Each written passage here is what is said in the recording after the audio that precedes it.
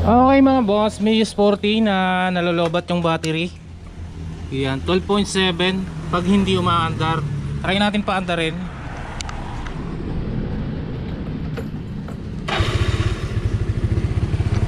Ayan mga boss, umaandar na siya pero hindi pa rin umaangat yung reading ng kanyang voltmeter na, no?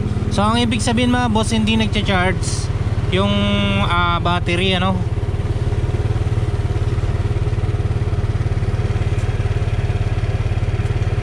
Hindi gumagana yung kanyang rectifier mga boss.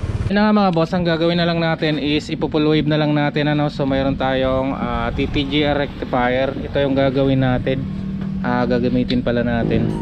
Okay mga boss, paano nga ba tayo nagpo-full wave ng Mio Sporty, ano? So sa bandang kanan ng gilid niya is nandito yung kanyang mga socket, ano?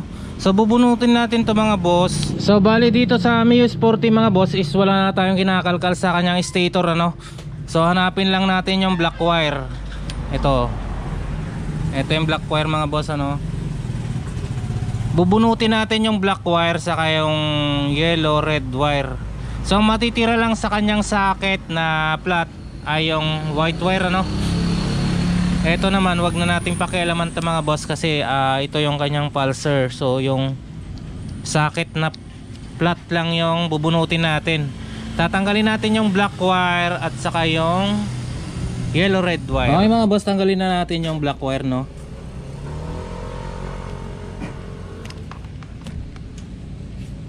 Dito natin tatanggalin mga boss sa wire na nanggaling sa stator, ano? So ito yung wire na papunta sa motor, ano? Sa kanyang mga wirings. Ito naman yung galing sa stator. So tatanggalin natin yung black wire saka yung yellow red wire.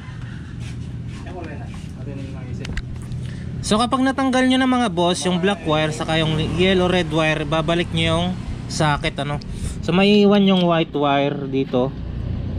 Ayan, natanggalan natin yung dalawang wire.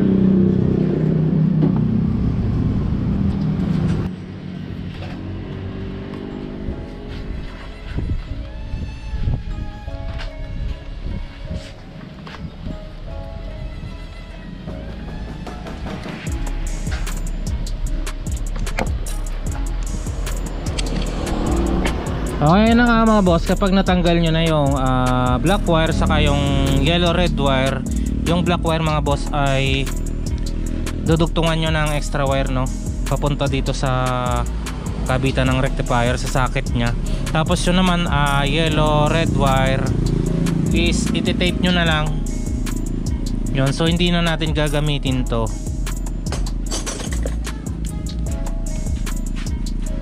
Ayan, so yan, ganyan lang yung ginawa natin mga boss. Kapag nagawa mo na yan mga boss, ang ibig sabihin no, na-uploaded mo na yung stator ng Mio Sporty nang wala kang ginagalaw dito, ano? So naka-uploaded na yan. So paano natin malalaman mga boss kung naka-uploaded na nga siya, no? Kailangan natin ng test light. So yung negative ng ating test light mga boss, lalagay natin sa extra wire na nilagay natin, ano, doon sa black wire kanina. So dinugtong natin yan. Dito na natin lalagay yung negative ng ating tester. Yan. Tapos yung tester natin lalagay natin sa white wire, no? White wire.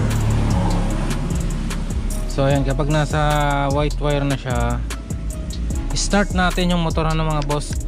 So i-open natin yung susi, tapos start natin. Dapat pag start natin ilaw yung ating tester ng mga boss.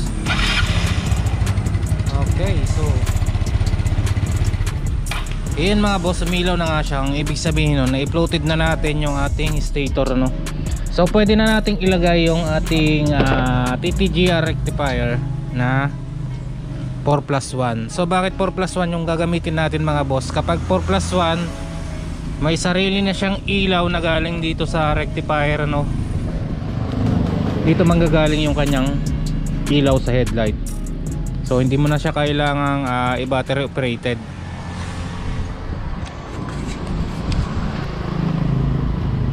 Dahil LED na yung headlight niya mga boss, ibig sabihin naka battery operated na to. Yung isa yung gagamitin natin. So hindi yung 4+1 nga pala, no?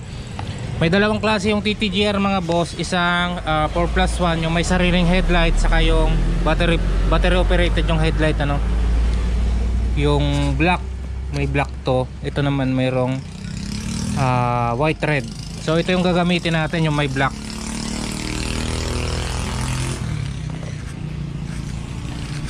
Ganito yung ginawa natin mga boss. Bali binalatan natin yung mga wire nung socket. Yan, dito natin ko-connect tong ating rectifier ano. So tinanggalan natin yung socket nya. And then yan, binalatan natin. Ang ginawa ko mga boss, pinagsama ko yung red saka yung black.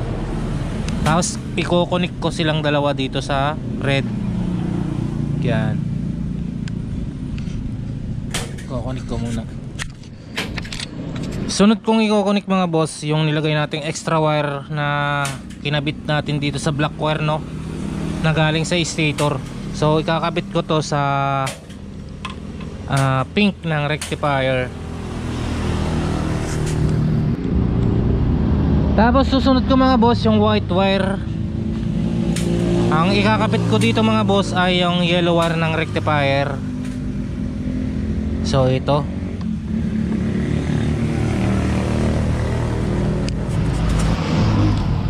Tapos yung last natin kakabit mga boss yung ground. So ang ground ng ating Mio ay kulay black at ang ground ng rectifier ay green.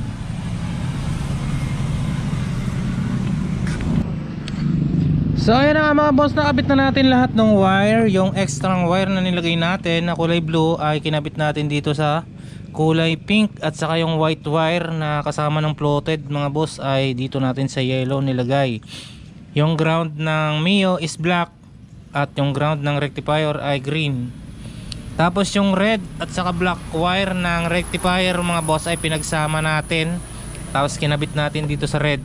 So okay na mga boss, nakabit na natin. Ngayon paandarin natin yung motor, tapos titingnan natin yung check natin yung voltmeter. So ito siya ngayon ano, 12.8 kapag hindi umaandar. Ngayon paandarin natin mga boss.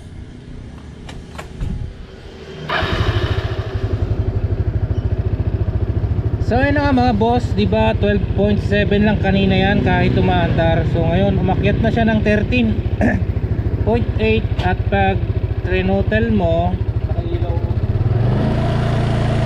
ayan, umaangat na siya na mga boss. Nakailaw.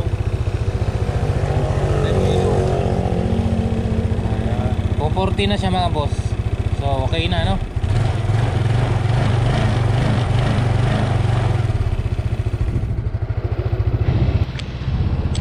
So ayun na mga boss, dito na nagtatapos yung ating video. Dito lang yan sa Barangay Florida, malapit sa CPD ano. Maraming salamat nga po pala sa inyong panonood sa ating channel. Mag-subscribe na kayo, din-hit nyo na rin po yung ating notification bell para lagi po kayo updated sa mga video natin na i-upload pa.